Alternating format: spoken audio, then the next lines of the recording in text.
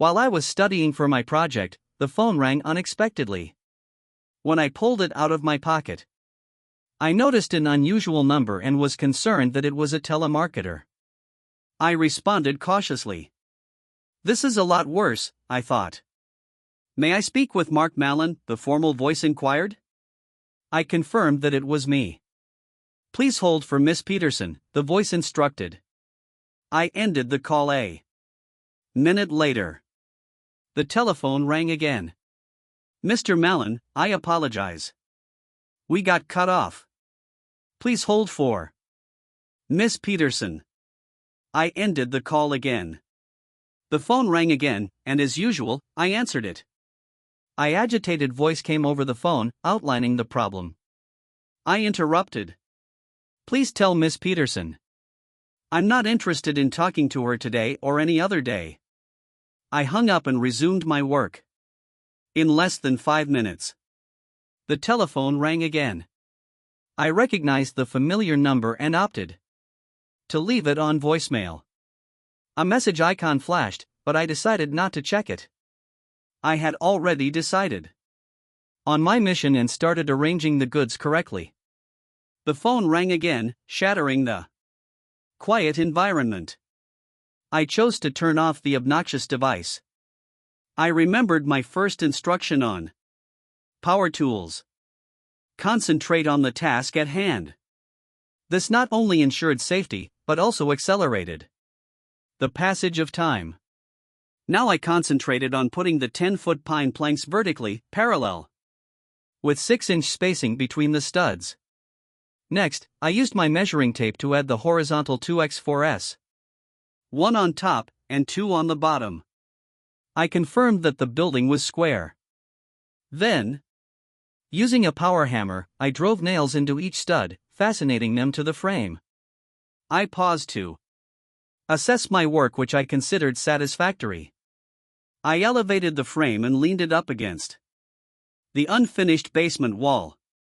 I discovered a pre-drilled hole in the horizontal bottom board and used the second air hammer to drive the long concrete nails along the bottom. A quick check with a level proved that it was straight. I returned to the first air hammer to secure the top brace. Another check to ensure it remained square, and I stepped back to admire the results in the basement. A few things appeared small, but I swiftly constructed the frame in 15 minutes, producing 4 frames every hour. I anticipated to complete the entire framing project tonight.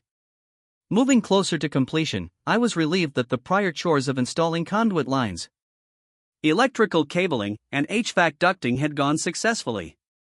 Furthermore, the plumbing was already in place, which alleviated my concerns. This weekend, I would finish the framing. On Saturday, I would install insulation and paneling, and on Sunday, I would lay the wood parquet flooring. This would be a well-deserved reward for my efforts, and I would enjoy a 6-pack of beer from my cold cooler. In only a few weeks, the entire basement renovation would be completed today. I limit my drinking to a single 6-pack of beer per weekend with 2 beers per day. After completing my daily responsibilities, it feels like only yesterday when a 6-pack would be a prelude to a night of heavy drinking. This change, however, is due to Miss Peterson. Mr. Nis Peterson is my ex-wife. I shook my head at my resentment toward Dennis. How could a lady to whom I was so completely attached be so unkind? I worked on the frame. The longer I worked, the less time I had to think. The sooner I finished, the sooner I could relax in a warm shower and enjoy a few of drinks before retiring to bed. And if I were lucky, there would be no dreams. That was the essence of my current daily routine. Keep myself engaged so that there is no room for pain. It was a difficult way to live, but it was preferable to confronting death every day. I'm used to that last thinking. I began organizing the boards for the following photo. I walked upstairs to get a drink of water and a nice shower before bed. When I awoke, I remembered to turn on my phone again. There were 20 additional calls and voicemails from the same person that called yesterday. I deleted all of the messages without listening to the ostensibly crucial demands from Denise's assistant. Dressed and free of weekend distractions, I approached my computer to handle urgent business affairs. Emails were sent out to address the concerns at hand. After a short breakfast of Wheaties, I descended to the basement, put on a mask, and began the chore of adding insulation rolls to the frames. Classic rock songs on the radio filled the hours, punctuated by occasional labor-related grunts and minor cursing. By mid-afternoon, I had completed installing the equipment and went upstairs to make a sandwich while enjoying my turkey sandwich. I looked outside at the dreary rainy November day. It reminded me of a rainy November day from last year. I remember being drenched outside my in-laws' house after arriving in Chicago on Thanksgiving morning. This was an unexpected surprise visit. Neither my wife, children, nor my in-laws had invited me. When the door opened, I noticed my brother-in-law's surprised countenance before he could make an excuse. I managed to go by him and into the bustling atmosphere of the place. My appearance disrupted the bustling gathering. My 14-year-old son, Brian, glanced down, and my 17-year-old daughter, Susan, hastily from the room. My wife, Denise, separated herself from the stranger she was seated with. Despite being ashamed, she presented me to Paul Starling. The man stood and extended his hand. But I remained transfixed, staring at him until he dropped his hand. My mother-in-law, meanwhile, visited the room to verify that no dramatic events transpired. As I stood there, rainfall from my trench coat proceeded to soak her carpet. "Mark, we were not expecting you to arrive. When did you come here?" I heard someone say. I ignored her comment as I attempted to get my wife's attention, but she appeared busy with something on her mother's wall and did not turn to face me. I walked back to the front door and stepped outside, taking out my phone to summon a taxi. Maybe I could catch the cab that had driven me here before it got too far away. Nobody from inside the house came out to encourage me to stay. I exhaled as the memory slipped away. I returned to the basement to begin installing the sheets of paneling. The task proceeded swiftly because the sheets, while hefty, covered a huge area. I used my claw hammer to attach the paneling nails to the studs. Fortunately, for me, the paneling with cutouts for electrical outlets and heating air vents worked well. However, I could utilize the heater unit. I found that I rapidly warmed up, thus there was little need for heat. I was delighted with my cautious preparation because I just had a few boards and a few of sheets of extra paneling left. I brought them to the garage and kept them there until I could carry them to the workshop. I installed electrical outlets and wired them sequentially using typical color labeling. I ensured that the ground wire was not connected to the hot wire. I wired the system to a circuit breaker in the breaker box to ensure electricity to the outlets and proper circulation for the HVAC system. It wasn't a major deal, but I screwed in the outlet and duct covers. I used a shop vac to clean the floor before applying the adhesive the next morning. After that, I was looking forward to taking a shower. The warm water relieved my tired muscles and I appreciated the steamy water. This was in stark contrast to the frigid temperatures I encountered at O'Hare Airport during Thanksgiving. I was both physically and mentally relaxed while I sought for a ticket home, regardless of price. I realized my marriage had ended. I just didn't know when the funeral would be. After drying off, I decided to go to bed. Tomorrow would be another long and hopefully productive day. As soon as I lay down, I fell asleep. On Sunday morning, I awoke to the sound of an impending rainstorm. I dressed on my trousers, work boots, and a t-shirt before going downstairs. I hoped we wouldn't lose power during the daytime. I turned on the radio to a sports channel to catch the game. I generously applied the adhesive on the basement floor, providing an even coverage throughout the entire surface. I considered making a custom wood parquet floor for the basement, but it proved to be too expensive. So I kept boxes of pre-made parquet tiles beside the stairs. After the adhesive had set for the appropriate amount of time, I started laying the tiles. I went upstairs and mentally planned my next big project: sanding, staining, and varnishing the flooring. I compiled a list of necessary instruments to rent, including a floor sander and a floor buffer. The other tools, including small sanders, pry bars, hammers, brushes, and rollers, were already in the workshop. I took great care with the vintage baseboards and moldings to keep them in good condition. I cataloged each item and assigned it to the relevant room in the kitchen.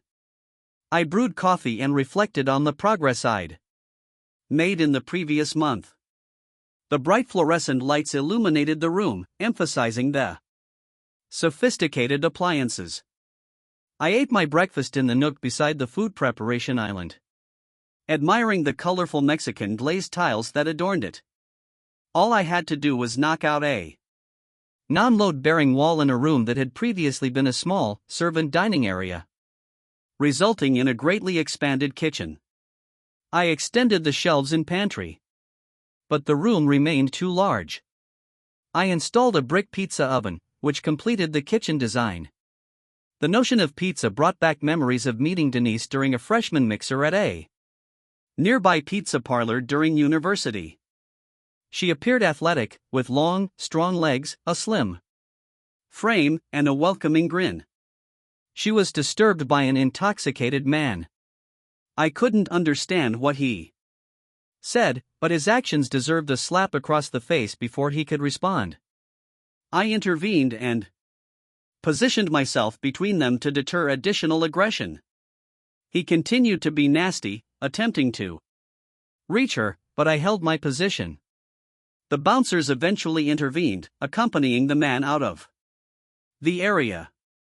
As I turned around, I was staring into a set of mesmerizing green eyes. Denise introduced herself and Mark introduced himself. We chatted for a while before she excused herself, and I expected our encounter to be brief. A month later, I was walking across campus and heard someone call my name. A woman wearing a Raggedy Ann outfit with Greek letters on her bib approached me. "Do you have any condoms?" she asked. Surprised? I paused. She explained that she was pledging a sorority and needed to get a condom from a student on campus for her final assignment before getting admitted. I nodded and handed her the condom from my wallet, which I had kept since 9th grade. She thanked me before hurrying off to her sorority house. Another month passed as the college prepared for homecoming. I was walking back to my dorm when someone began walking alongside me. I tried to recognize the person. "Hi, are you prepared to aid me for the third time?" "I beg your pardon?" They stopped forcing me to stop as well. "Are you prepared to aid me for the third time? You assisted me in the pizza parlor and when I needed to pledge my sorority. I need you to help me again." Puzzled, I inquired, "How am I supposed to help you?" They explained, "I'm supposed to attend homecoming with a guy from our brother fraternity, but the guy is a total jerk. The only way I can avoid going is to schedule a date with someone else." I cynically responded, "That's great for my confidence. How could I not accept such a generous invitation?" She did not seem to understand my irony. She told me about her sorority house, location, and dating aspirations. I was puzzled by the incident. Later, I informed my roommate about it. He encouraged me to go on the date, saying I might have a good time. He gave me a condom and joked that I might have a lucky night. I didn't have much luck on my date. Instead of watching football, Denise and I spent our time getting to know one another. After the game, we went to a little coffee shop to continue talking. We were so caught up in conversation that we didn't notice the place was closing. We walked to our house and I paused before attempting to kiss her. Denise took the lead and said, "Good night." Not even a kiss on the cheek. I interpreted it as a message that I did not quite measure up. When I returned home, my roommate had left and I had grown. We're used to him not returning until Sunday evening. I laid in bed, thinking about her beautiful eyes. Throughout the next month, I attempted to contact Denise but was told she was unreachable. I then learned that she had begun dating someone else. I was disappointed that I had missed my chance before it even started. A sharp crack of thunder interrupted my thoughts about Denise.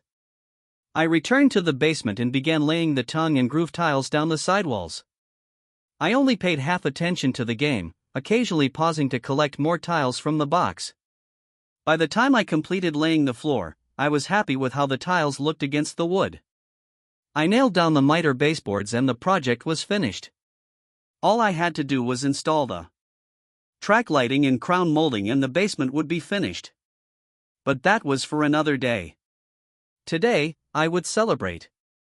The work week would begin in the morning and I would focus on earning money during those hours. Perhaps in the evenings, I would accomplish some little household duties that were not worth wasting a weekend on. On Friday, the cycle would repeat as I continued to work on the house. That Friday, I drove to Home Depot and rented a floor sander and buffer for my work pickup vehicle. I also purchased enough coarse, medium and fine-grade sandpaper pads to finish both floors of my house this week. I spent the evenings painstakingly raising the molding and baseboards in each room. I cataloged each piece and had already sanded it down.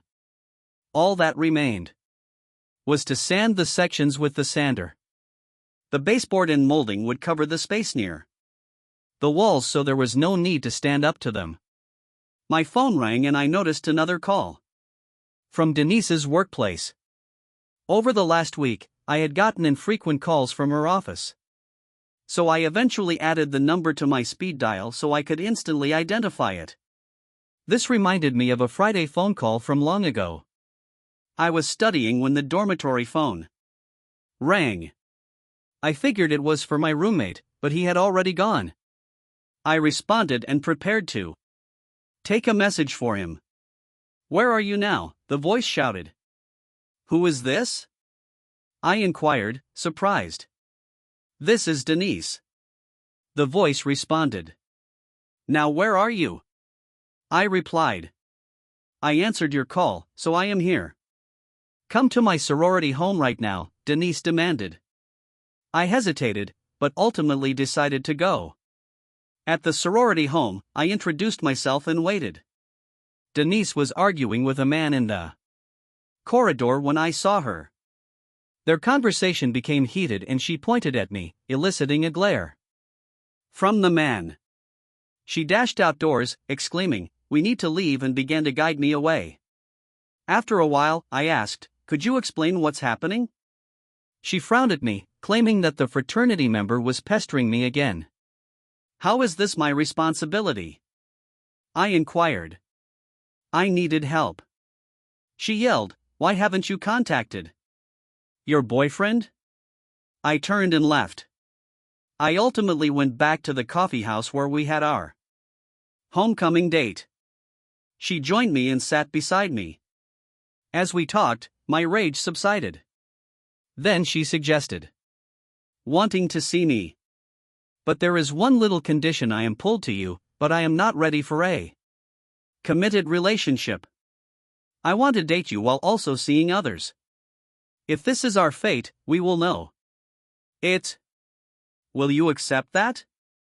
I paused. I'm not delighted about having to share her. She then kissed me and I realized I was lost. Some weekends I'd go on a date with her, but others I'd spend alone, plagued by thoughts of her with others. After 4 months, we had intercourse in her automobile. And my feelings grew stronger. I attempted to persuade her, but she continued to date others. This perplexing cycle continued for 2 years until one day she said, "I'm pregnant." The entire world came to a standstill. She glanced at me and said, "This is ours." I knew exactly what she anticipated. I was panicking within. I had 1 year remaining to complete my business degree. Then I would go for an MBA and a decent job. That was when I proposed to Denise. But not now. Denise intended to pursue a history degree before continuing on to law school for 3 years. Suddenly, our plans had to change. We spoke and found a solution. We would have a simple wedding. I would work and support her through law school. When she acquired a job, she promised to help me pursue my MBA. Then we may live happily ever after. That's when the issue became more serious. I met her mother, who was known for her strict demeanor. She conveyed her concerns about my relationship with her daughter and maintained them throughout our time together. My grandmother, who had reared me, had similar doubts about the marriage. However, she merely fixated on safeguarding her home, which I would eventually acquire via a prenuptial agreement. Denise, my partner, was not pleased with this condition. But my grandmother's wishes triumphed and she agreed to it. We had a quiet, intimate wedding ceremony and began our lives together. Denise's pregnancy and my juggling of several odd jobs to support us made our last year of school difficult. I mowed lawns, performed modest home repairs, and took on contract work when available. We graduated and Denise gave birth to our daughter, Susan. Denise was accepted to law school and her mother posted several graduation and baby images. I was not in any of them. I got a stock brokerage internship and took on the less attractive tasks. I worked hard, making cold calls and delivering lunches. I eventually obtained my broker's license and began trading stocks with the supervision of a senior broker. My compensation increased in tandem with my skill level. However, my wife, Denise, and I struggled to save money because she found ways to spend every penny I earned. When Denise started her 3rd year of law school and became pregnant again, our family expanded with the arrival of our son, Brian. Now I had to care for a baby, a 3-year-old child, and a wife who was studying for law school finals and the bar exam. There were several occasions when I held my cool when Denise or her mother complained about anything. I realized how important it was to assist Denise attain her dream. So I endured their criticisms and continued to encourage her as she spent time with her study group. I occasionally joined them when they went to a bar to unwind. I would leave early to care for the babies and give Denise some personal time. My goals did not match the approval of some of my extremely competitive male study mates who teased me in front of Denise. I was ready to face them physically, but I knew it would have a negative effect on Denise. So I swallowed my pride and pretended I didn't hear or understand their jokes. The day of finals was over and my daughter Denise finished 3rd in her class. I was proud when she walked across the stage at graduation while I cradled our children. She was radiant as she met numerous classmates before leaving for a graduation party.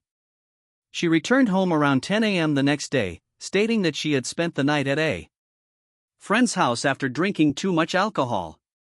I argued that she should have phoned me for a ride, which sparked a violent dispute and made our children cry. I spent the next several hours reassuring them. Finally, I chose not to concentrate on the dispute because the matter had been addressed, and I did not want to upset the children again. Law school was rigorous, but studying for the bar exam was extremely difficult. Denise and her companions spent 4 months studying law and preparing for the 3-day test.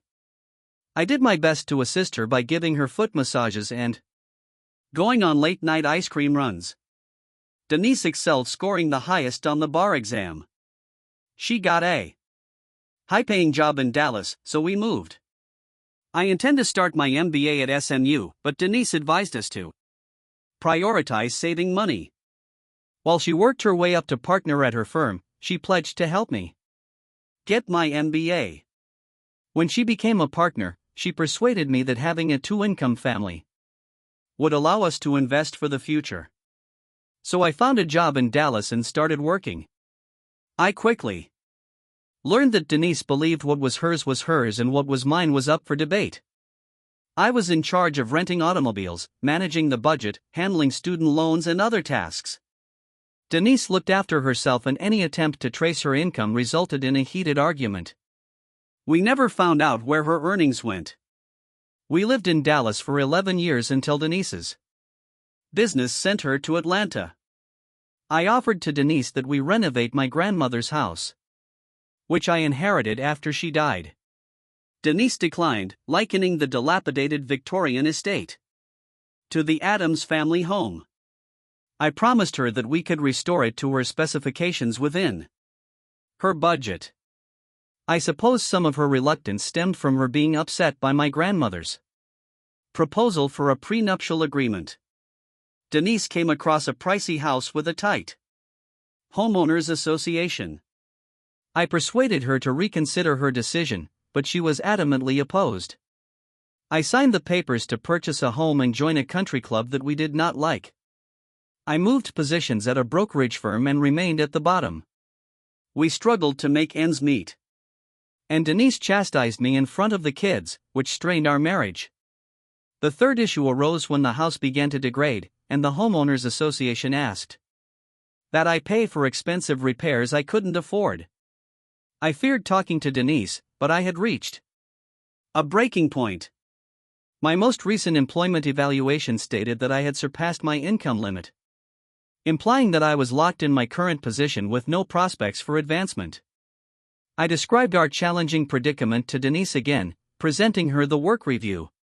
Even while it made me feel ashamed as usual, she sneered, claiming that her mother had always been correct about me, defeated. I sat at the table while she walked away.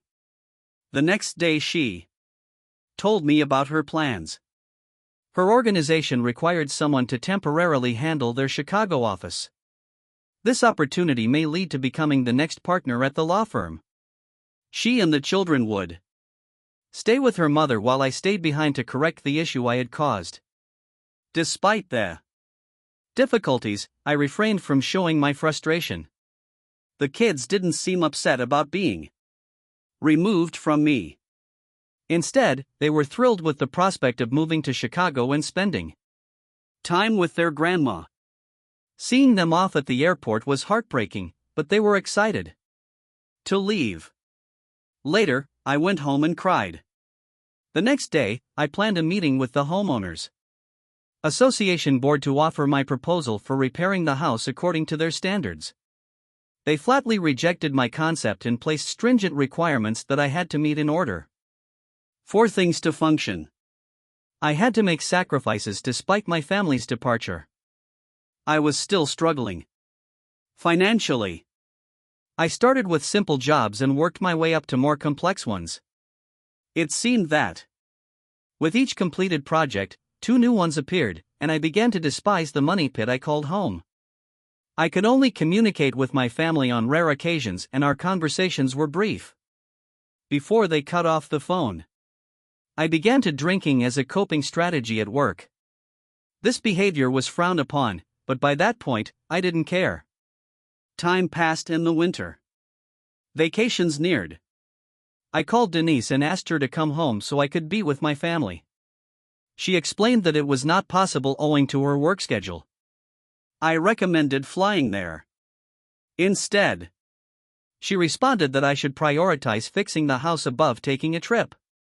Denise indicated that her family will be away for Thanksgiving, so there was no reason for me to come. Susan then said that the family was gathering at her grandmother's house, and she was looking forward to seeing her cousins. Finally, Brian mentioned that his uncle would take him to the Bears game at Soldier Field on Thanksgiving.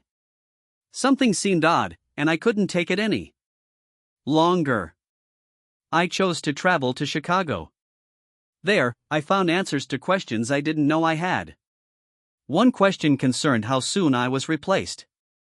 The most hurtful response came when Susan turned 18. I anxiously tried to contact her and Brian following my trip to Chicago, leaving multiple phone messages pleading with them to call me back. Unfortunately, they never answered my calls. 2 weeks after Susan's birthday, I received a large manila envelope by mail. Inside, I discovered documentation indicating that Susan had applied in Cook County to change her name from Susan and Mallon to Susan in Starling. She claimed to desire the name of her biological father, Paul L. Starling. Susan Mallon and Paul Starling provided affidavits, saying that they began an intimate connection in college and continued it through law school, resulting in the birth of their daughter. DNA results from 3 renowned labs, notarized, corroborated this. A file-stamped copy of the judge's decision approving the name change was also provided. I anticipated that when Brian turned 18, I would probably get a similar surprise. Denise called and asked if I had received a package. I answered yes. It was intended for her mother, but a secretary's oversight resulted in it being forwarded to me. Denise stated that the secretary was dismissed. No, Denise, I am the one who has made mistakes.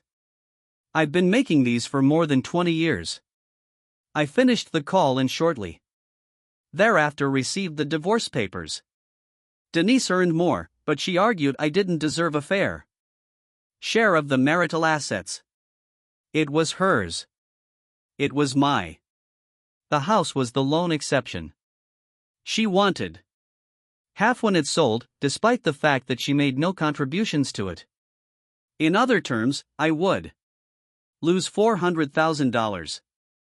I was curious how she responded when she received the harsh property settlement agreement back signed by me without opposition. I took a moment to refocus on the flaws and realized I'd gone into autopilot. The faults had now been sanded and buffed, making them ready for staining and varnishing. I was proud of the progress I had achieved. The stain I chose would match the pastel colors in the various rooms. After I finished the stain process, I aimed to apply several coats of varnish to protect it. I uncapped the first bottle of the day and wandered around the rooms, noticing minor flaws that still needed to be addressed. However, all of the assignments were basic. I pondered taking on another large endeavor to occupy my time, but I didn't make any immediate decisions.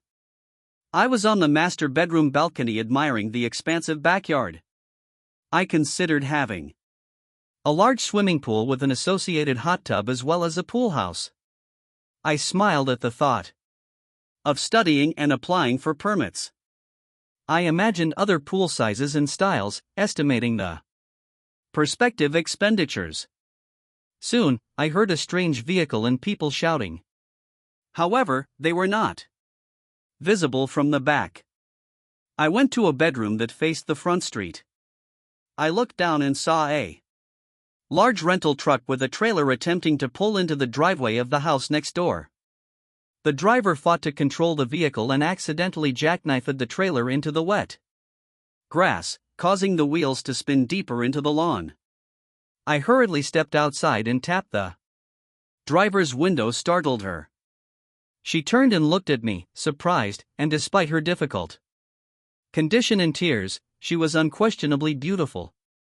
She had to deal with 2 yelling young children in the passenger seat. I inquired if she needed assistance, and she graciously nodded, tears in her eyes. I handed her my umbrella, and she swiftly brought the youngsters from their chairs to the front porch for safety. I adjusted the wheels and changed into low gear, gently tapping the gas pedal to keep the rear wheels from spinning slowly. I moved the vehicle and trailer out of the rut, causing some damage to her front yard. We continued on our journey after becoming free. Most individuals have never driven a vehicle with a trailer attached in reverse. With a trailer, you must turn in the other direction from usual. I carefully steered the trailer up the driveway, making sure both the trailer and the vehicle were in position for unloading. I raced from the rain into the porch after turning off the vehicle. The children applauded and the blonde woman smiled broadly. I concluded I liked her, grinning rather than crying. "Here are the keys." I handed them to her and placed them in her small hands. "Thank you very much for assisting us. I wasn't sure what I was going to do." She had the nicest southern accent. "I am Mark Mallon. I'm happy to help a neighbor. I mentioned that I assumed you were the new neighbors." Jeannie Harris responded, "I apologize.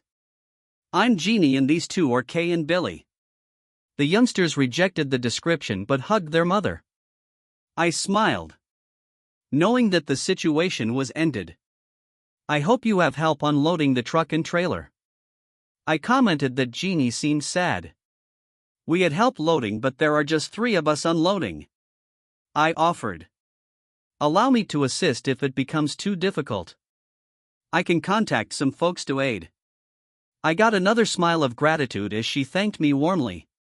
I offered to do as much unpacking as I could by myself and then we'd work it out.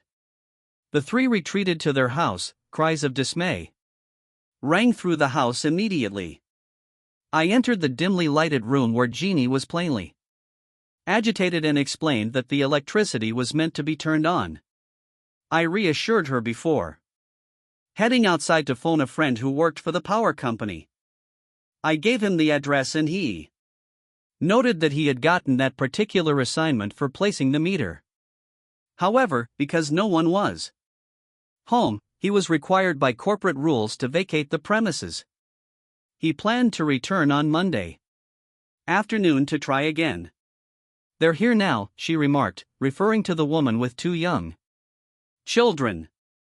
"You owe me some favors, so come over, set up the meter and get creative with the paperwork." He agreed, so I hung up. I approached Jeannie and informed her that the power will be turned on soon. She praised me and the children applauded. I unlocked the trailer and began carrying boxes into the dimly lighted front room, which was backlit by the rainy daylight. Jeannie assisted with the smaller, lighter boxes while the kids watched from the porch. They were adorable as they disputed who should sleep in their room first. Jeannie gave me a sardonic grin as she observed the children. I reminded her to let me handle the larger boxes as I took a large one from her and placed it in the increasing pile inside. Just as we were finishing unloading the trailer, my friend John arrived in his work vehicle. Soon, lights illuminated the house, thrilling the children as they raced from room to room investigating. John returned to his truck to fetch the paperwork for Jeannie to sign. "So Mark, have you emptied everything?" I replied. "John, we're currently working on the trailer and have yet to start on the vehicle." John approached the trailer and picked up a box, carrying it inside. This prompted me to make a few phone calls and inform Jeannie and John to take a break. We sat down to get to know each other better before I could ask if she could afford a house in the neighborhood. Jeannie mentioned that she was an elementary school teacher. Help has arrived. Friends and their families arrived with pizzas, drinks for adults, and sodas for the youngsters. Everyone pitched in to assist unload the truck. The women toured the house while the children played inside and decorated. Plans were addressed. Boxes were opened. Furniture was shifted to the right rooms and the living room were decorated. It was a simple afternoon spent enjoying time with friends. I was shocked at how fast Jeannie felt at ease hosting a group of individuals she had just met. Her pleasant attitude quickly won over friends. The women exchanged phone numbers and made plans for lunch. John leaned forward and tapped me with his soda bottle, whispering, "You know, the common factor among all these ladies is that you should prepare your ears to burn." I laughed and presented my pool concept, which prompted a conversation with the guys as we were brainstorming. Throughout The afternoon, the boys exchanged opinions. Jeannie and I would exchange quick glances and smiles. The party came to a close and everyone left. Let me help Jeannie bring the sleeping youngsters upstairs to their bedrooms, where she carefully nestled them in and whispered goodnight. We descended the stairs and went outside to sit on the front steps. I offered her a beer, but she declined, so I drank from the chilly bottle. We proceeded to sit and relax. Mark, you are fantastic. Thank you so much for all you have done for us. Jeannie expressed gratitude. Jeannie, I was simply acting neighborly. There is no need to thank me, I responded modestly. Rubbish, she countered. Without you, I'd still be stuck in my front yard with two wailing children in a house without power. Mister, I owe you a great deal. I chuckled and replied. Just wait until you get to know me. I took another sip from my drink. By the way, what are your plans with the truck? Jeannie's expression betrayed her aggravation as she described her difficult cross-country travel in the truck. She had encountered numerous angry cars who honked at her when she needed to stop for petrol, food, or a potty break. Her inexperience driving a truck has caused multiple traffic bottlenecks at petrol stations, fast food restaurants, and motels. Jeannie had often been humiliated and insulted before she was able to overcome her problems. She lamented that she would now have to return the truck cross-country because the U-Haul business compelled her to do so. I placed my hand on her shoulder to console her. Jeannie, I will handle returning the truck to them. She looked at me with disbelief. Mark, I cannot let you do that. I comforted her. Jeannie, you cannot put your children through another trip like that. I can take care of it. You know I will not steal the truck, and you know where I live.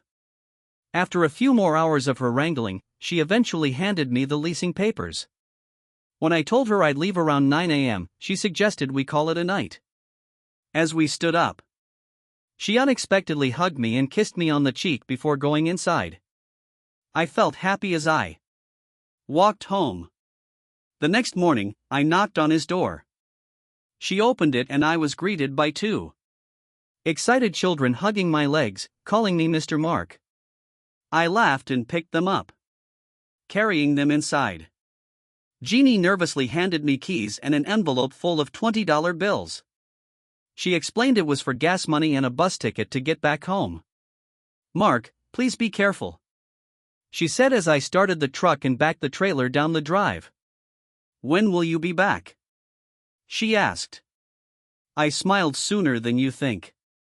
I drove toward the interstate but turned into the local U-Haul store before reaching the on-ramp. The store manager, Perry, greeted me. Hi Mark, what up?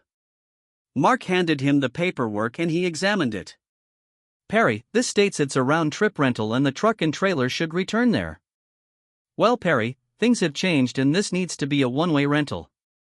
I'll cover any additional costs for altering the terms.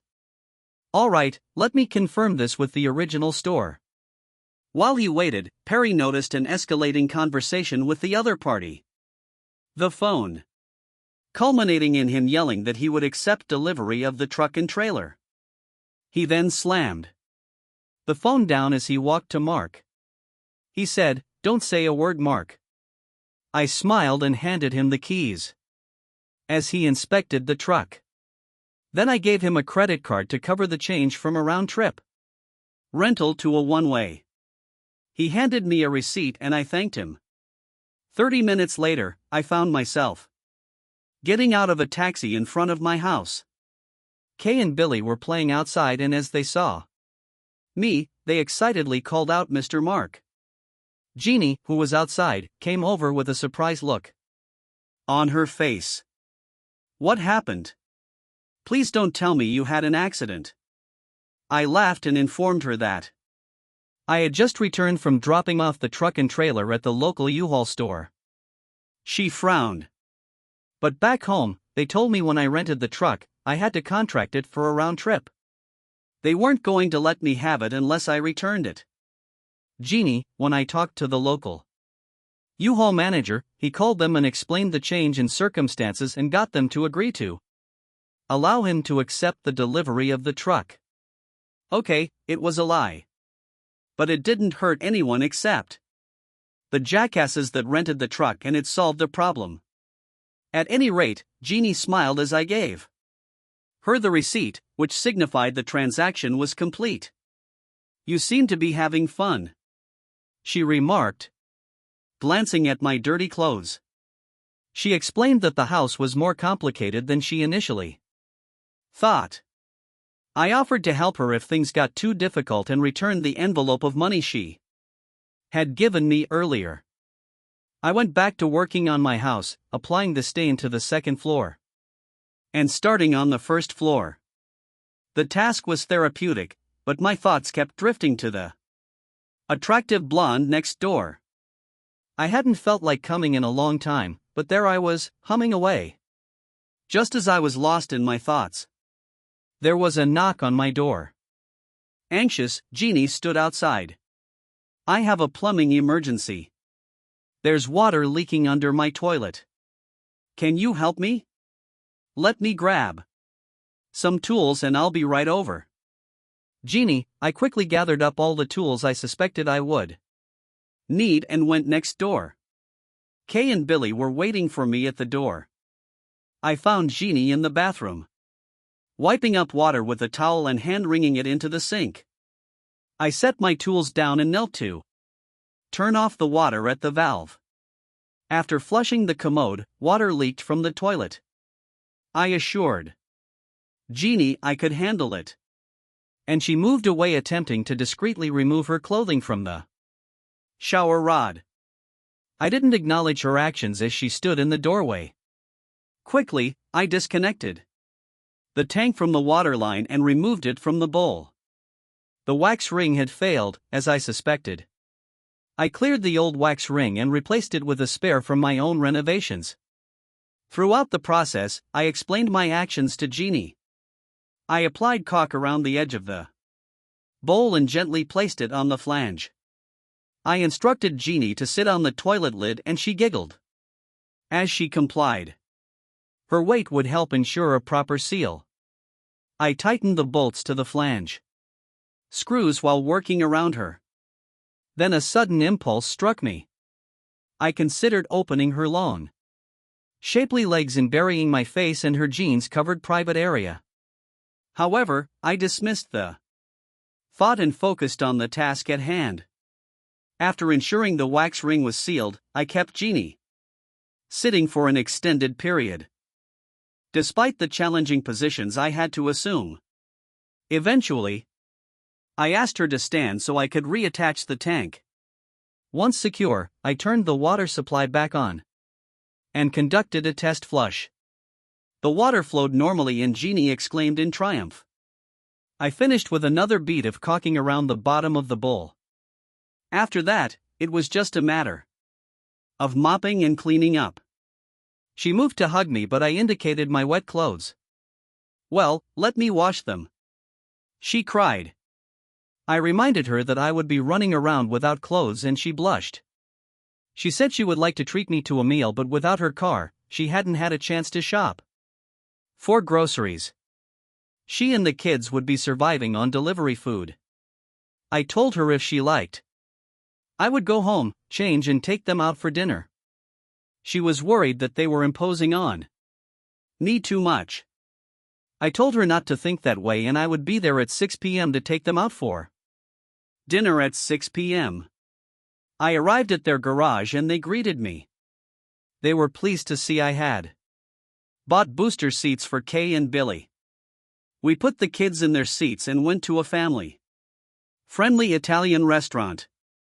I got to know my new neighbors better as Kay and Billy shared stories. Genie smiled as her kids shared moments, occasionally redirecting the conversation when personal details emerged. After dinner, we visited an ice cream shop with a play area for kids. We observed the children playing with others in the park. Genie's expression, love for her kids, was something artists have tried to depict throughout history. She caught me staring at her and refocused on me. So you like me, Jeannie? Harris. I playfully teased her. She reddened. I felt the same way when Kay accidentally announced it. Our conversation then covered various subjects, including why Jeannie didn't have her car. She shared that her brother, an engineer, would be returning from overseas duty and driving her car to them. Until then, they would rent a car, starting the following day. Nonsense. Just borrow mine. I said, I rarely drive it anyway since I'm usually in my truck. And again, we argued until I finally convinced her that by borrowing my car was the cheapest expedient solution to her problem. When we started home, the kids drifted to sleep almost immediately, worn out from their exertions. On the way, I pointed out the various controls and features of the car to Jeannie, who quietly ate all in. I parked in her drive and Jeannie went to tucking Kay in on the bed. I went to get Billy and Jeannie was there waiting as I put him to bed. She fussed over him and I realized I missed that part of family life. My sadness showed in Jeannie. Gave me a worried look. I tried to reassure her, but she knew better, handing her my car keys. She gently touched my cheek and gave me a soft, goodnight kiss. Back home, I think I levitated all the way there. On Monday, I returned to work but couldn't focus due to thoughts of Jeannie. I shut down my computer and did various tasks around the house, including finishing the staining of the first floor. It was a good day as the number of house projects decreased, although I couldn't see the end yet. Progress was being made before the knock on the door. I heard voices calling for Mr. Mark, smiling. I opened the door to see the two kids and Jeannie, inviting me to join their first home-cooked meal. I asked for 15 minutes to take a quick shower and they agreed to wait. When I arrived, the dining room table was filled with a variety of dishes. Fried chicken, southern fried potatoes, biscuits, and gravy. Corn and black-eyed peas were served. A warm apple pie was also present. The kids argued over who would sit next to me to resolve the situation. Jeannie suggested I sit at the head of the table. The kids sat on either side of me and Jeannie sat across from me. After saying grace, we all enjoyed the meal. I filled up on the delicious food and groaned in pleasure. When a slice of apple pie, a la mode, was placed in front of me, I managed to eat every last bite. The rest of the evening was spent playing a number of children's games. 9 p.m. arrived and the kids headed to bed with Jeannie trailing behind part way up. She gestured for me to join her upstairs. I followed and we each read a bedtime story to our respective children as they dozed off. Jeannie and I tiptoed downstairs. She brewed some coffee and we worked together to tidy up from dinner. Jeannie filled a large ceramic mug for me and inquired about my preference. I mentioned I liked it black and she made her coffee with cream. We carried our mugs to the porch swing and enjoyed the pleasant November evening while sipping our coffee. Kay and Billy were the subjects of our conversation when I found myself discussing Susan and Brian with her as I opened up about the challenges my family and I faced. I poured my heart out. Jeannie listened attentively. Her eyes filled with sympathy. She offered comfort by resting her head on my chest. It was a relief to have someone who understood my struggles. Jeannie then shared her story in a gentle whisper. She had experienced a picture childhood, was crowned homecoming queen, and married her high school sweetheart. They pursued their college education and started a family together.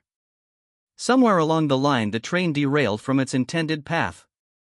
A couple started arguing about harmless teasing that had turned into more serious issues as the disagreements intensified. They sometimes became physical. Fortunately, their young children were oblivious to the escalating tension. The word divorce began to surface more frequently in their conversations. One night, A devastating phone call from the police rocked them to their core. A deadly car accident claimed the life of a young woman. Driver thrown from the wreckage was her deceased spouse. It appears they were involved in an intimate moment at the time of the tragedy. From that point, Jeannie faced a hard predicament. Her in-laws and the dead girl's relatives blamed her for the difficulties. As the estate moved through probate and issues arose, Jeannie blamed herself as well. After navigating the hurdles, she decided to start fresh and move to a new neighborhood where she could begin anew. She used all her money to buy the house. Now she had only a job offer in the school district and a faltering investment account. She would need to use the money to meet expenditures until she started job. Unexpected repairs added to her bills. Despite this, she had no regrets about moving. We sat in silence watching the swing sway. I indicated wanting to inspect her hedge fund account. I believed I could restore her stock holdings. She disappeared, returned with a file and requested me to check it. She'd review it later. We exchanged goodnight kisses as soon as I arrived home. I began analyzing Jeannie's hedge fund account and noticed various dubious acts the manager used to enrich himself. Not only was he dishonest, but he was also incompetent, as proven by his terrible stock investment choices. I was convinced that I could enhance her account by 30% in the first year alone. I marked different things to discuss with Jeannie the following day and went to bed, still thinking about our earlier kiss during supper at Jeannie's. We enjoyed another excellent supper and played more children's games before bedtime. This time I read Kay to sleep, tucking her in and wishing her good night. The night was cool, making it less enticing to spend time outside. I needed the table to organize my work for Jeannie, which involved analyzing data, reviewing spreadsheets, and producing projections. As Jeannie returned downstairs and started another pot of coffee, she inquired about my discoveries. I advised her that she was being shortchanged and that I could help her when we got into the details. She moved toward the den. I asked her if everything was okay. She replied that there were no issues. She trusted me and saw no need for further explanation. Instead, she welcomed me to the den to unwind. We talked late into the night as the fire burned in the fireplace gradually disappeared. In the brief time I knew Jeannie, I discovered that despite our age difference, I felt more at ease with her than with Denise. As we kissed goodnight, I received her signature, authorizing me to take over her stock account and a standing invitation to supper. As soon as I awoke, I concentrated on stabilizing Jeannie's financial status. I phoned her old broker to advise him that he was no longer in control of her account. He became recalcitrant until I mentioned involving the SEC. This sparked a change in his attitude, and he agreed to reimburse Jeannie for all of the expenses she had paid, totaling $5,000.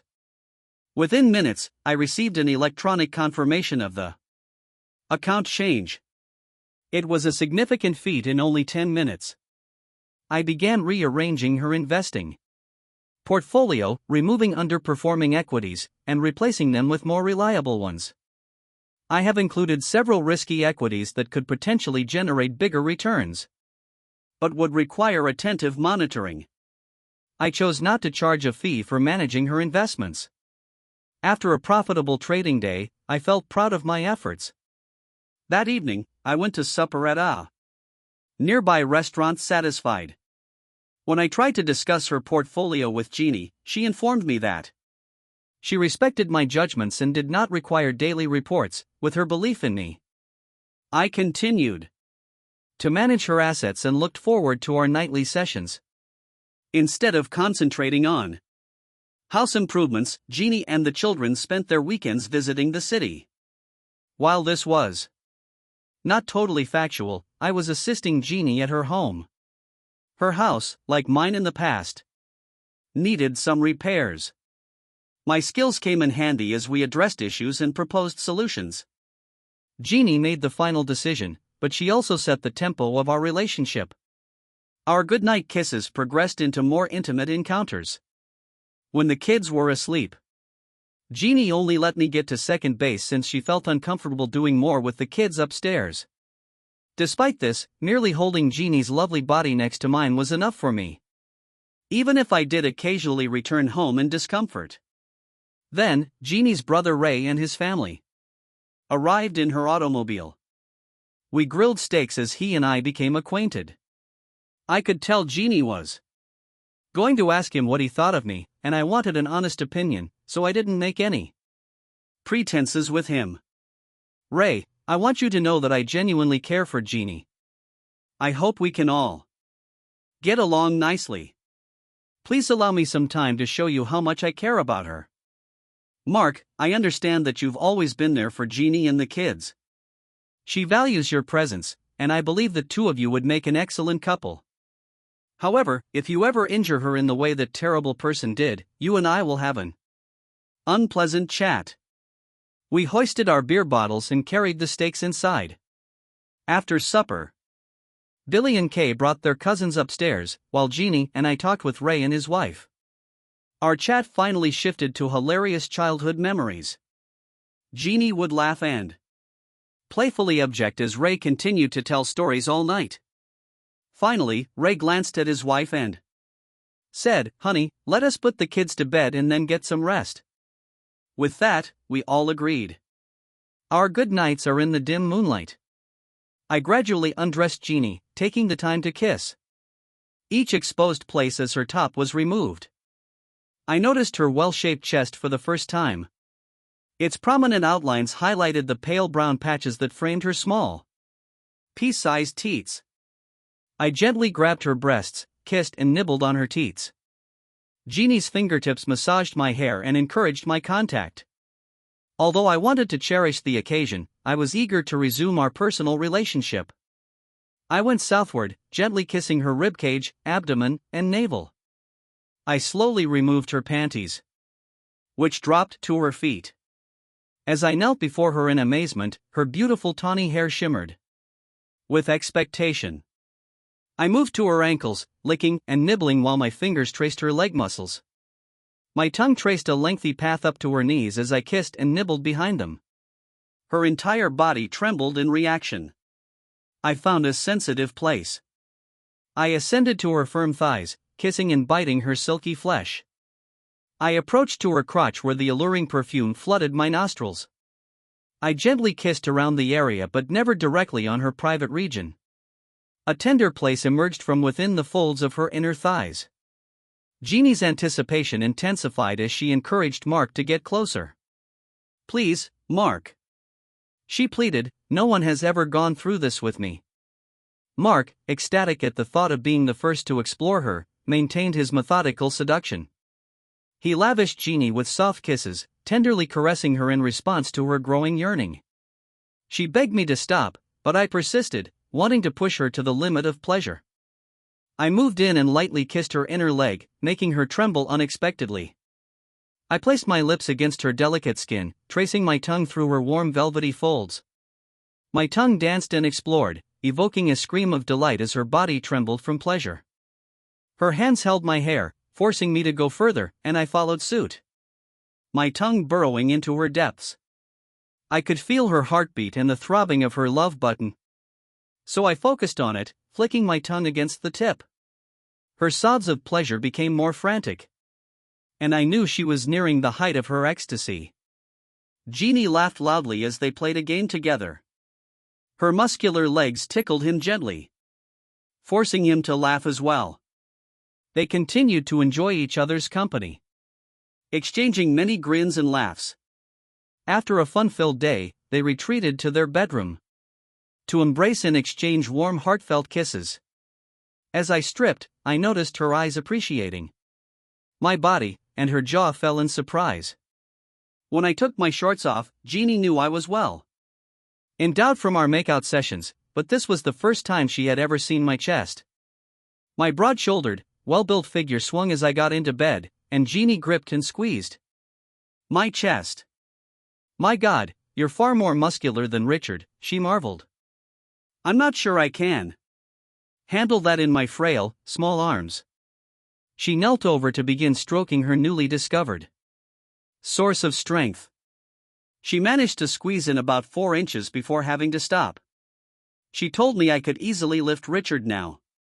"I'm scared that I won't be able to help you." He instantly began kissing her, telling her that simply loving him was enough to satisfy him. She redoubled her efforts, and though she couldn't take him lengthwise, she wowed him with her harp skills. He groaned as he approached a climax. She redoubled her efforts, stroking his hard pull with her palm and kissing the tip of his mouth. He warned her that he was going near, and she proceeded, claiming she desired his climax and began to fondle his private area. Then he exploded inside her mouth. First, a thick, forceful stream of energy entered her mouth, which she greedily consumed. Then, a second, and a third, then followed the fourth and fifth. She stepped next to me and we resumed kissing.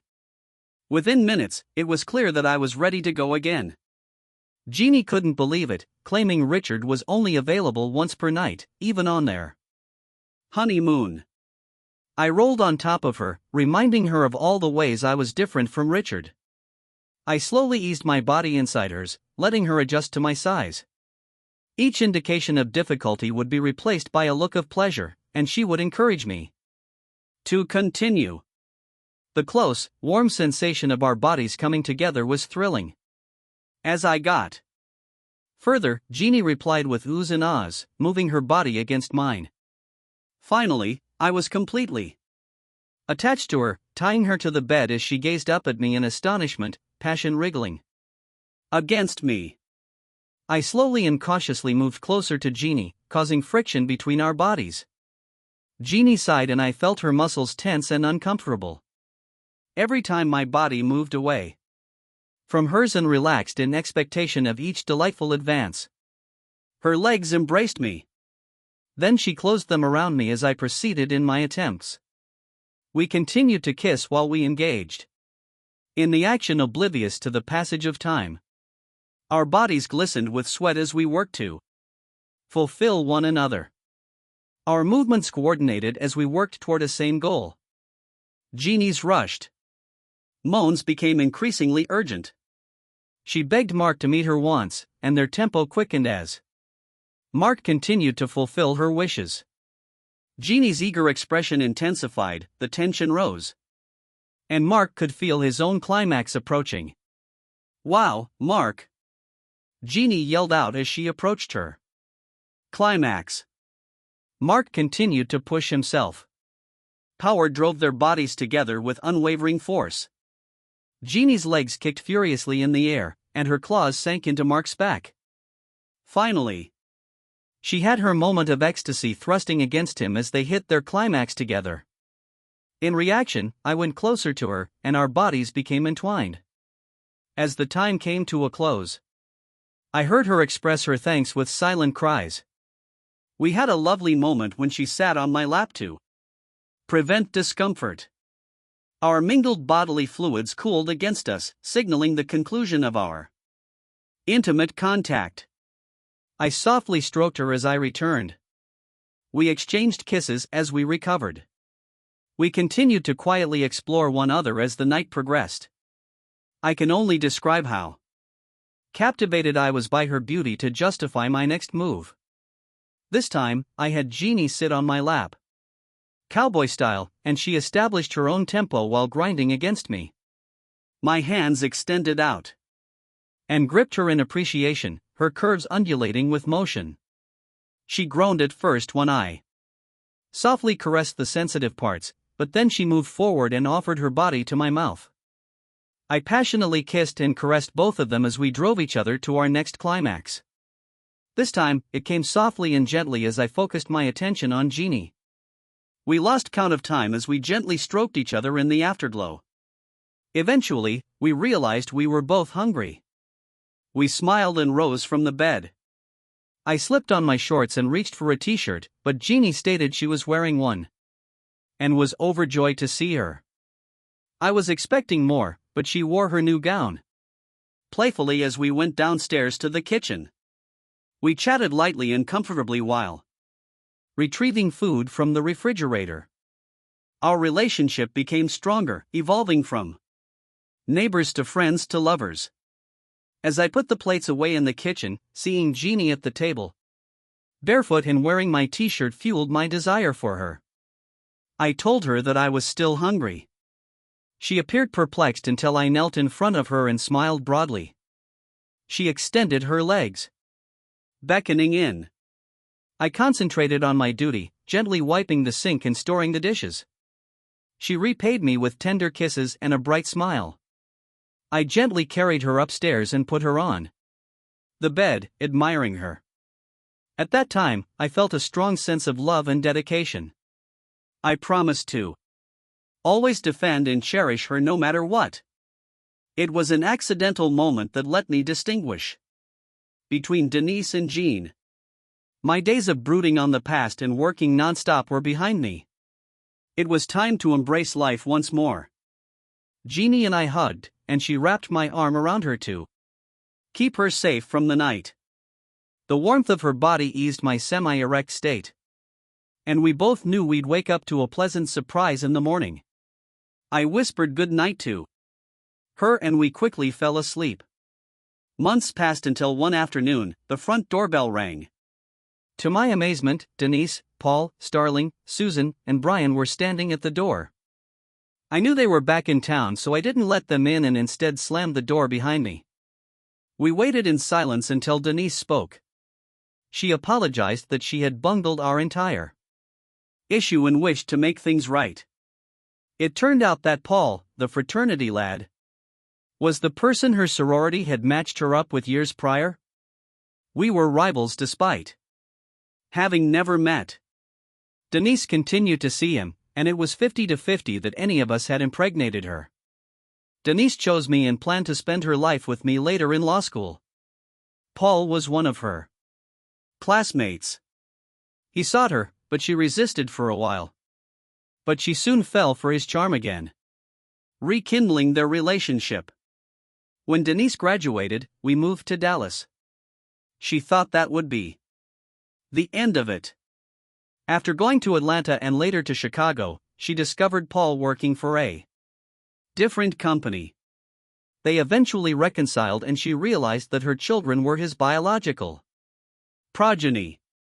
Despite this, she was patient and controlled her emotions.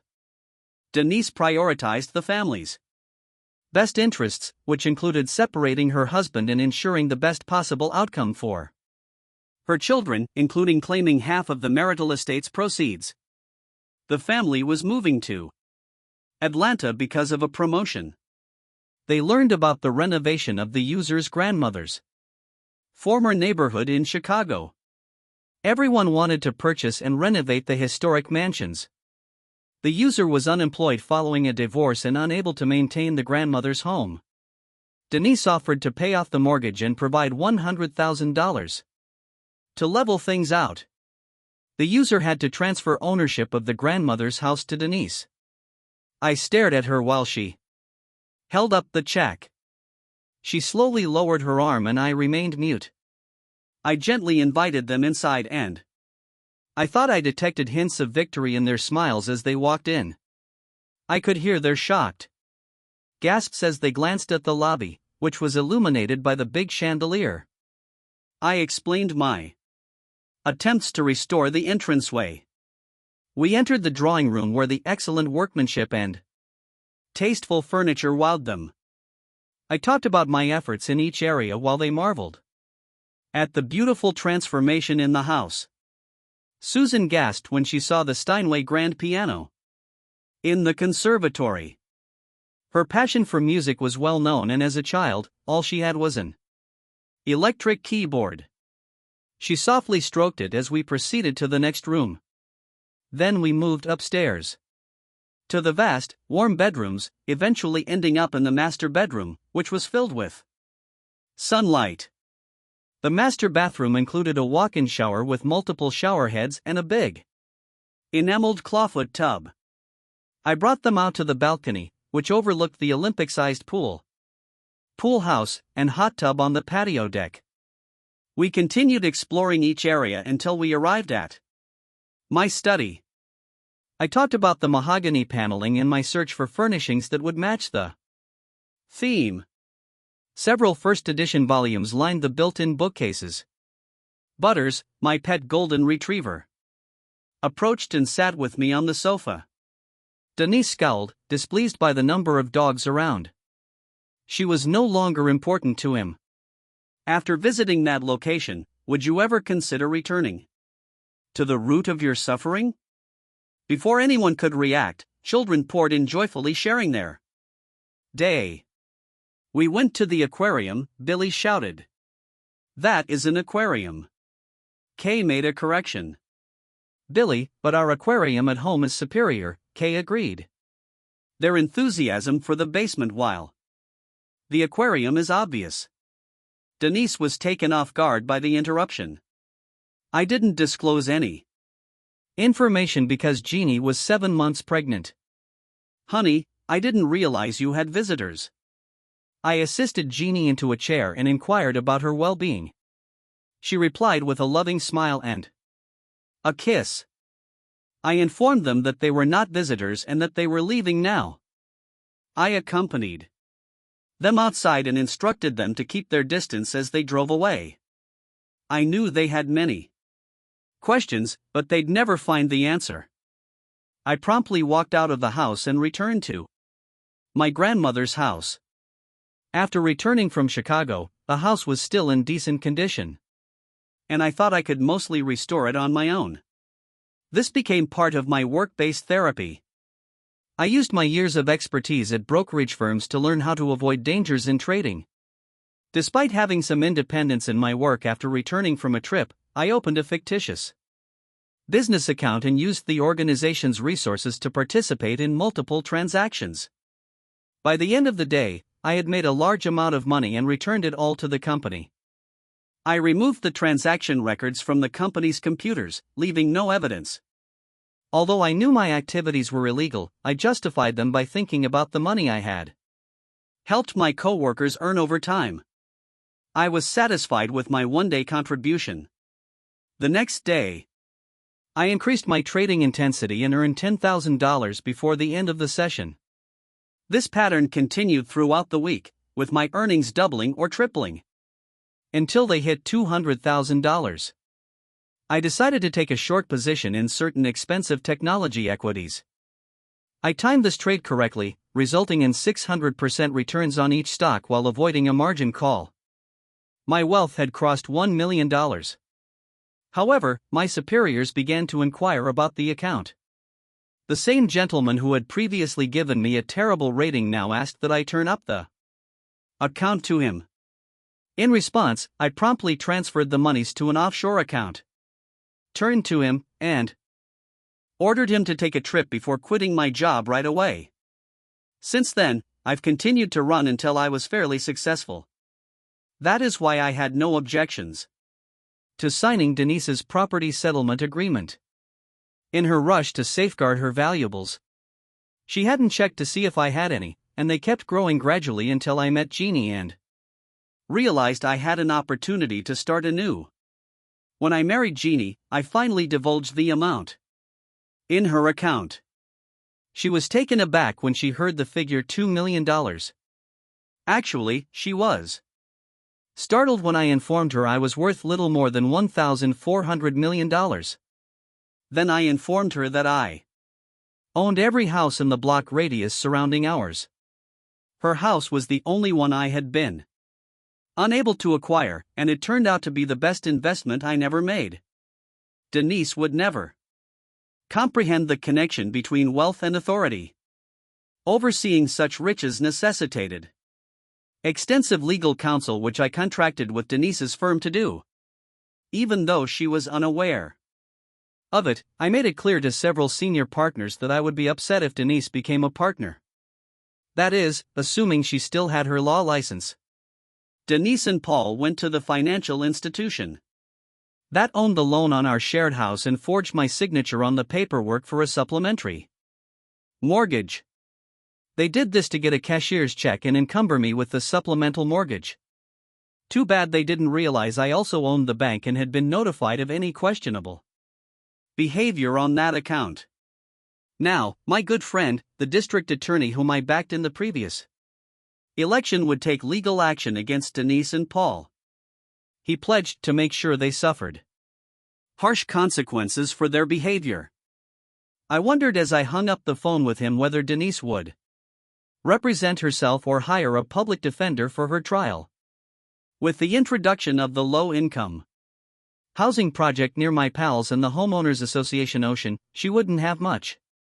My own contracting firm would construct the project, which would have a detrimental impact on the homeowners' property values.